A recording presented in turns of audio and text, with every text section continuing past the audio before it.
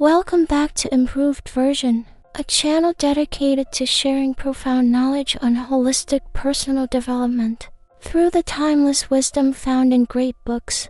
Today, we are thrilled to bring you a deeply enriching double feature masterclass. We will explore two phenomenal texts that, on the surface, seem completely different, yet share a profound underlying connection about living in harmony with nature. First, we will venture into the untamed wilderness to uncover the secrets of the wisdom of wolves, learning profound life lessons about family, leadership, and mindfulness. Then, we will seamlessly transition our gaze inward, exploring the ancient medical philosophies of the Huangdi Neijing, or the Yellow Emperor's classic of internal medicine, to understand how to perfectly balance our yin and yang for optimal health. Let us begin with the wild forest. Our first journey is inspired by the observations of Ellie H. Ratinger, the author of a brilliant book on the wisdom of wolves. She was once a highly successful, stable lawyer earning a lucrative salary from the outside. She had the perfect life, but one day, while standing in a courtroom facing the deceit, calculation, and exhausting complexities of corporate litigation, a profound realization struck her. She asked herself if she really wanted her life to end there, endlessly arguing with others over trivial matters. In a moment of ultimate courage, she gave up her prestigious career, applied for an internship at a wolf sanctuary in Indiana, and eventually embarked on an arduous journey to the freezing wilderness of Minnesota and Yellowstone. Through close, daily contact with wild wolves, she discovered that the popular image of wolves as dark, murderous, and cruel beasts is entirely false. Beneath that wild exterior lies a society rich in emotion, empathy, and compassion, offering us vital lessons on survival and happiness. The first lesson wolves teach us is how to nurture deep family love and raise children. Have you ever wondered why, out of millions of species, dogs became man's closest companion? Archaeological and genetic studies reveal that between 15,000 and 40,000 years ago, humans chose to domesticate wolves rather than highly intelligent apes or monkeys. They did this because wolves possess an incredibly high level of emotional intelligence and, above all, they are fiercely affectionate creatures who put their family and community above their own selfish interests. Through millennia of domestication, these loyal wolves evolved into the dogs we love today. When observing a wild wolf pack, one instantly notices an atmosphere of harmony, relaxation, and profound love. When not hunting, the pack is incredibly playful. Wolf cubs roam freely, playing not just with their parents, but with their siblings, aunts, and uncles. Despite the brutal demands of survival, adult wolves absolutely always make time for their young. When playing, the massive adults will even intentionally lose wrestling matches just to make the cubs feel happy and confident. This perfectly mirrors the brilliant psychological advice found in human parenting books. Like, even busy dads can be good dads, proving that getting on your child's level is the best way to inspire confidence. Furthermore, wolves practice community parenting. Raising the offspring is not just the isolated burden of the biological parents. The entire pack shares the joyful responsibility. Wolves also possess a profound understanding of sacrifice. In the Lamar Valley, an adult female wolf was once ambushed and surrounded by a rival, highly aggressive group known as the Molly's Pack. Seeing her elder in mortal danger, a young female wolf, barely 2 years old, fearlessly charged into the terrifying encirclement. Knowing she was the quickest runner and intimately familiar with every nook and cranny of the valley, the young female deliberately drew the attention of the entire Molly's pack onto herself. Her selfless distraction allowed her injured teammate to retreat safely, and miraculously, both survived. This heroic act was driven not by cold survival instincts, but by a noble spirit of sacrifice. Within the family, wolves maintain harmony through a highly consistent educational approach. The author once watched a pack of more than 10 adult wolves walking purposefully through the forest. A little cub was lagging far behind, frolicking and completely out of sync. The adults did not bark or scold. They simply stopped and waited in absolute silence. When the cub caught up but continued to goof off and fall behind again, the pack patiently stopped a second time. However, on the third attempt, seeing the cub refuse to change, all the adult wolves silently turned their backs and walked away in unison. Terrified of being left behind, the cub frantically sprinted to catch up and never kept anyone waiting again. This silent, unified discipline gives human parents much to ponder. In many modern families, parents lack consensus, and grandparents quietly break rules by sneaking snacks to children, creating psychological loopholes that kids quickly exploit. Humans must learn from wolves to lead with unwavering consistency rather than anger. Wolves also nurture affection through daily bonding rituals. Every single day, the entire pack spends time grooming each other, licking fur to heal wounds, sunbathing, and playing. The iconic image of wolves howling together under a full moon is not eerie. It is a joyous, sacred ritual of family connection. Even the tiny cubs tilt their heads back to harmonize their voices, creating an unbreakable bond between body and soul. Conversely, modern human society is tragically losing the grounding power of ritual. A recent survey showed that 80% of daily parent-child conversations end within 3 minutes, revolving purely around stressful topics like tuition fees and test scores. Deeper rituals like sharing an umbrella or listening without judgment are fading. Even traditional holidays like the Lunar New Year or Tet, which were beautifully designed to strengthen community bonds through shared activities, like making traditional rice cakes and honoring ancestors, are now seen by many as a stressful formality. Studies show that up to 65% of young people feel immense pressure during Tet, forced to network with bosses rather than genuinely connect with family. We must reclaim our rituals. Simple acts like the whole family eating dinner together without glowing phone screens can work miracles. Sociological studies prove that families who eat together at least 4 times a week experience a 30% lower divorce rate and 40% fewer psychological problems in their children. When we truly savor food prepared by the hands of our loved ones, a profound gratitude wells up, healing our souls just as grooming heals the wolf pack. The second area where wolves offer masterful lessons is in leadership. Humans have long held a toxic misconception, based on observing captive wolves, that the alpha role is won through brutal dominance, much like a big fish eating a little fish. However, in the vast wilderness, the reality is breathtakingly different. The strongest wolf is not necessarily the dictator, rather, the strongest takes on the heavy burden of breaking the trail through deep snow to conserve the pack's energy. Leadership is shared by an experienced, loyal pair. Crucially, the alpha male almost always listens to the female wolf.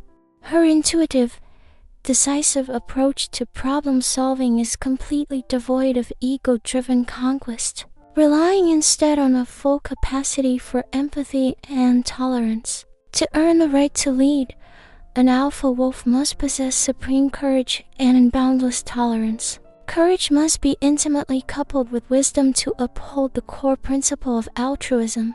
For example, when a pack chased a large deer to the edge of a treacherous cliff, the desperate deer stood its ground, ready to fight or drag its attackers into the ravine. Instead of giving in to the blind greed of the hunt, the alpha male immediately signaled to stop, prioritizing the safety of his pack over his ego. Tolerance is the very root of sustainable leadership. Consider Super Wolf 21, an undefeated, massive alpha in Yellowstone. Despite his immense physical power, he was incredibly gentle.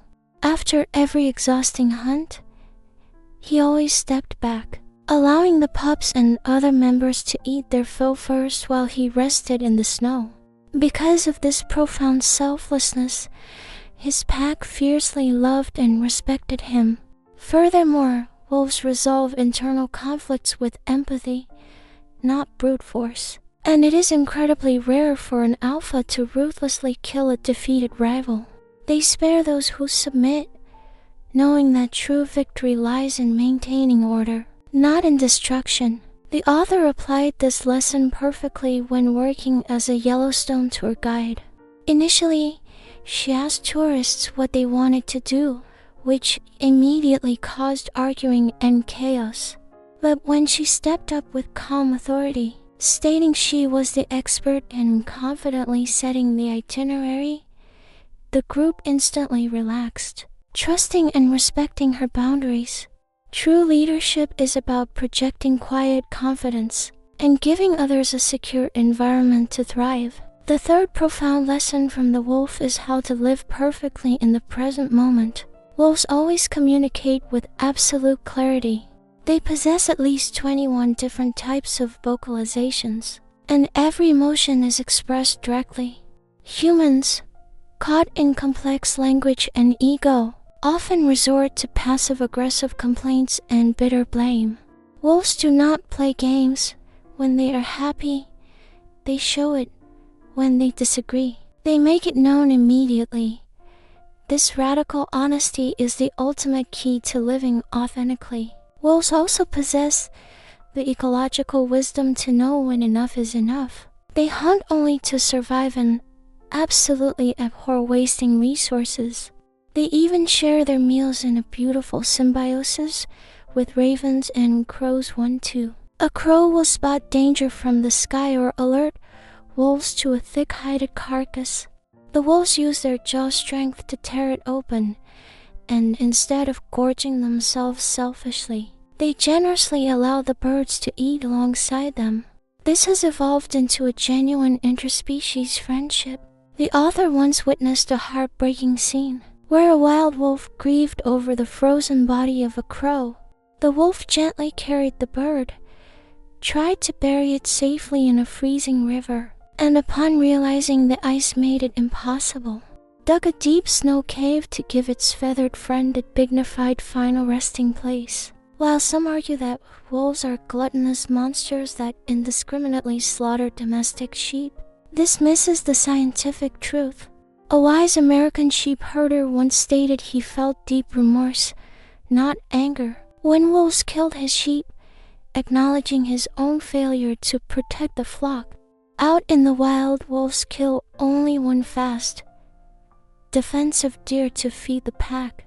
But inside a claustrophobic pen, the chaotic panic of defenseless, trapped sheep unnaturally triggers the wolf's predatory instinct. Even then, they only take 1 or 2 carcasses to eat. When humans respect nature's boundaries, harmony is possible. One innovative farmer installed an electric fence after getting a mild shock. A highly intelligent alpha wolf simply established its territory just outside the wire, inadvertently creating a massive natural buffer zone that protected the farmer's sheep from all other predators. Above all, wolves never let anxiety about the future ruin the present. The author frequently asks a golden question: if you were a wolf, what would you do? Once, her critical flight from Germany to the United States was abruptly cancelled due to a massive volcanic eruption in Iceland. Standing in the chaotic airport, she was furious and resentful. But then she paused and thought of the wild. When a wolf pack expends massive energy on a hunt and fails, meaning the whole family will starve that night. They do not panic, blame each other, or howl in despair. They simply accept reality, lie down in the snow, conserve their energy, and try again the next day. Realizing this, the author let go of her psychological burden, went home, and peacefully wrote her book. We humans trap ourselves in the invisible glass cage of overanalysis.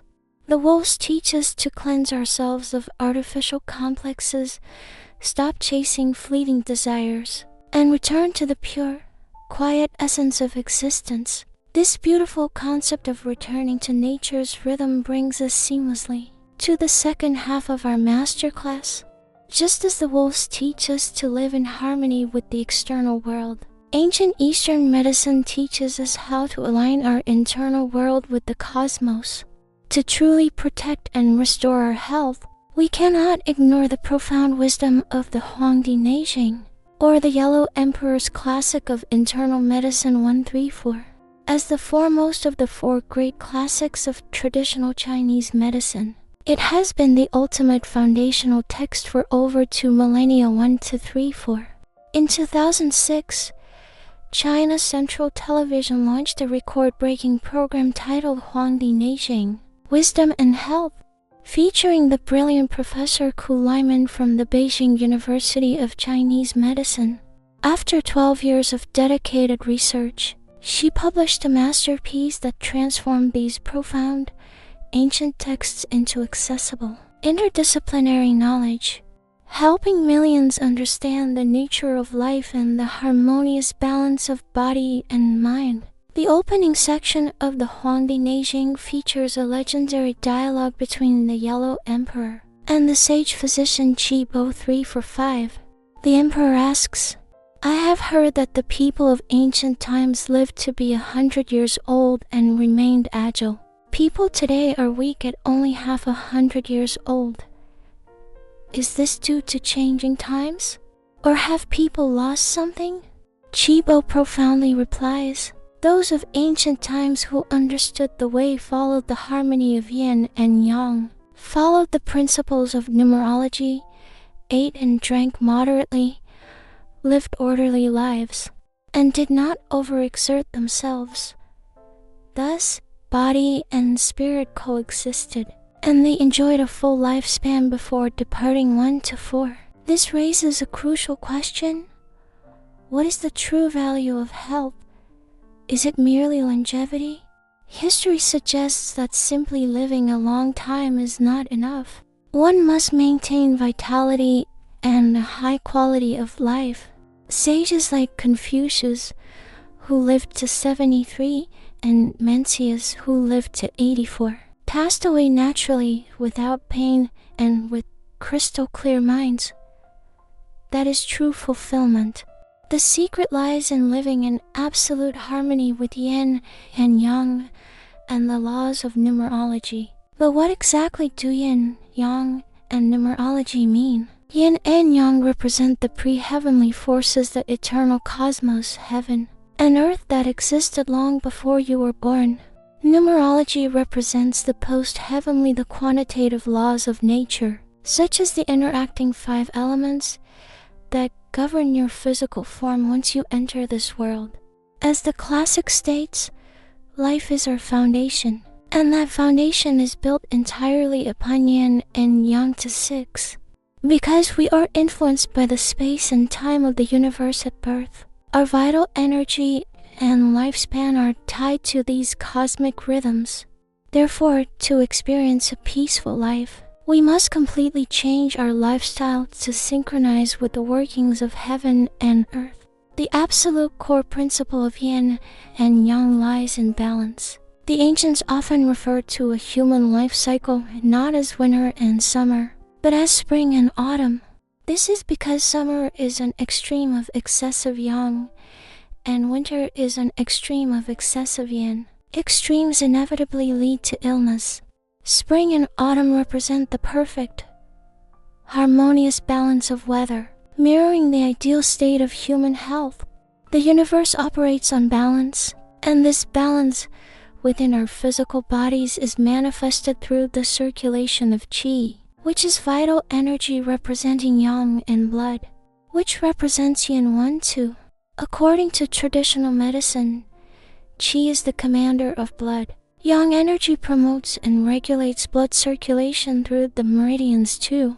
If you lack yang energy, your qi cannot move your blood, inevitably leading to deficiency, blockages, and severe illness. How can you tell if someone lacks this vital flow? There's a profound ancient proverb that states, "A man who habitually shakes his legs will be poor, and a woman who does so is considered undignified." While this sounds like an old-fashioned superstition, it holds deep medical truth. The constant, restless shaking of the legs indicates a scattered, disordered spirit and chronically obstructed blood circulation. When blood flow to the brain is poor, it leads to confused thinking, poor decision-making, and ultimate failure in one's career. To achieve balance, Professor Ku Lyman advises that we must allow our vital energy and blood to naturally stabilize from within. The classic states that when tranquility and emptiness prevail, vital energy follows. When the spirit is nurtured from within, illness is naturally cured. In traditional Chinese medicine, essence, vital energy qi, and spirit blood are distinct yet intimately connected 1, 2. A person with a strong inner self will outwardly display steadfast composure, standing and sitting with a straight, steady back. To truly harmonize with yin and yang, one must grasp the concept of synchronicity, heavily influenced by the I Ching, or the Book of Changes. Many people hold a superficial understanding, thinking male is simply yang and female is yin. But the I Ching teaches us the vital principle that within yin, there is always yang, and within yang, there is yin. For example, the trigram Li, which represents fire and the sun, consists of 2 yang lines on the outside surrounding 1 yin line in the middle. Conversely, the trigram Can, representing water and the moon, consists of 2 yin lines on the outside and 1 yang line in the middle. They are eternally intertwined. This applies to time as well. Morning to noon is yang within yang. Noon to sunset is yin within yang. Dusk to midnight is yin within yin. And midnight to dawn is yang within yin. Our biological clocks must synchronize with this earthly rhythm. Following yin and yang leads to life and stability. Going against them leads to death and chaos. Based on this delicate balance, the Huangdi Neijing categorizes people into 5 distinct physical and psychological types. The first is the Tai Yin, or greater yin person. They suffer from excessive yin and severely deficient yang. Their appearance is often dark and dull, lacking a rosy complexion due to stagnant qi in blood. They have a heavy lower body and bent knees. Psychologically, dominant yin causes them to be greedy, inwardly dark and incredibly selfish, prone to accumulating wealth but hateful of giving. Medically, their turbid blood makes them highly susceptible to tumors, severe obesity, diabetes, and deep depression. The second type is the Xiao Yin, or lesser yin person. They have abundant yin but still retain a small amount of yang. They have a pale complexion, a timid, restless demeanor, and walk as if trying to hide something. They suffer from digestive dysfunction with a small stomach but a large colon. Their lack of yang leads to chronic anxiety, frequent nighttime urination, low libido, and anemia. Emotionally, they lack compassion and easily harbor bitter resentment, envy, and schadenfreude when others succeed. The third type is the Tai Yang, or greater yang person. They possess excessive yang and very little yin. They are highly confident, muscular, and have a rosy complexion. However, their excess yang creates severe internal heat, evidenced by a red tongue with a yellow coating. This rising heat causes massive upper body stagnation, leading to frequent headaches, dangerously high blood pressure, strokes, and stomach ulcers. Psychologically, they are intensely arrogant, love to boast, and always overestimate their abilities. They never reflect on their own failures, always blaming external circumstances. While they eagerly seek leadership roles, they're impulsive and prone to disastrous mistakes. The fourth type is the Xiaoyang, or lesser yang person. They have abundant yang and deficient yin, though not as extreme as the Tai yang. They walk with a proud, swaying gait, often keeping their hands behind their backs, which reflects the instability of their internal energy. Their expressions change rapidly, showing anger or love instantly. Their excess internal heat makes them prone to acne, hot stomachs, chronic insomnia, and persistent sore throats. They are incredibly arrogant, impatient, and easily bored, preferring to focus entirely on external connections rather than inner reflection. Finally, the fifth and most ideal type is the yin-yang balanced person. They have a gentle, harmonious temperament, a perfectly proportioned body, right eyes, and a natural, unforced posture. Because their qi and blood circulate flawlessly, they rarely get sick, and if they do, their robust immune system ensures a rapid recovery. Their greatest characteristic is living in profound tranquility. They embody the ancient philosophy of Laozi, harmonize with the light, merge with the dust. They adapt perfectly to any situation, just as water adapts to any container. Through all the chaotic vicissitudes of life, they do not worry or rejoice excessively, maintaining a majestic, peaceful equilibrium. This state is not just for ancient sages, it is an ideal we can all achieve. However, modern society is plagued by four destructive habits that violently destroy this delicate balance. The first is abusing alcohol and overeating. Grain alcohol possesses both water and fire properties.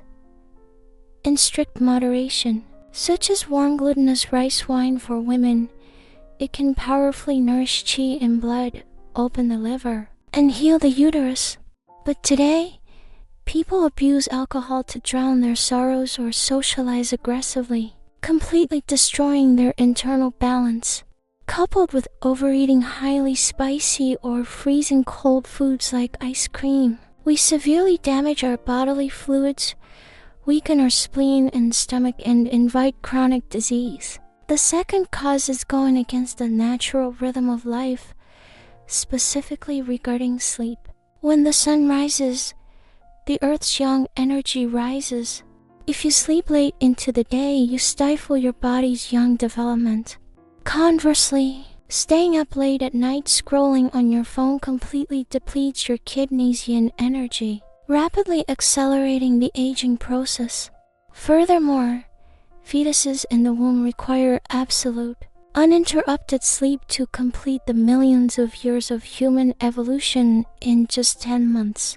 Modern prenatal care trends, like constantly playing loud music or trying to teach a fetus foreign languages, unnaturally interfere with this delicate, unconscious cell division, ultimately harming the child's development. The third cause of imbalance is the relentless pursuit of fleeting pleasures and immediate gratification. Endless desires rapidly deplete your vital energy and dissipate your true essence. Life is a continuous, coherent narrative. If your mind is constantly tossed around by external circumstances, happy only when you buy something new, and deeply angry when things don't go your way, you're a fundamentally unstable being. You must cultivate a mind so tranquil that your inner peace remains entirely unaffected by the chaotic weather of the outside world. Let circumstances change according to your mind, not the other way around. The fourth and final cause is the failure to provide timely nourishment to your qi and blood. If you're chronically ill, The very first things you must change are your drinking water source and your food structure. Next, you must evaluate your living environment. The energy of your house profoundly nurtures or poisons your physical body. If an illness persists, move to a space that heals your soul. Finally, you must align your diet and habits with the 24 solar terms and the 4 seasons. For example, during the summer solstice, yang energy reaches its absolute peak and begins to generate yin, creating a dangerous environment of damp heat that breeds bacteria. This is why ancient traditions, like the Dragon Boat Festival on the 5th day of the 5th lunar month, involved using sulfur and realgar to disinfect the home. Today, we can adapt this wisdom safely by using lemongrass or cinnamon essential oils to purify our spaces, and by practicing strict moderation when consuming heating foods like likes and rice wine. Ultimately, the most profound message from both the wild wolves and the ancient sages is this: stop desperately chasing after the validation of other people and instead learn to conform to the majestic laws of heaven and earth. We cannot change the family we were born into, the circumstances of our past, or the chaotic actions of the world around us. What we absolutely can do, starting today, is improve ourselves just a little bit, become a little more disciplined, and deepen our understanding of the nature of life. By doing so, we can return to a beautiful state of harmonious balance, uniting our mind and body in this earthly realm. Thank you so incredibly much for taking the time to listen and grow with us today. If you found this extensive masterclass helpful, inspiring, or healing, please do an act of kindness and share it with friends, family, or anyone who might truly need this grounding wisdom. Don't forget to give this video a like to help spread the positivity. Absolutely smash that subscribe button to join the improved version family. And turn on the notification bell so you never miss out on our latest, deeply researched videos every single week. Thank you once again for your incredible support. Keep nurturing your beautiful soul, and we will see you in the next video. Take care.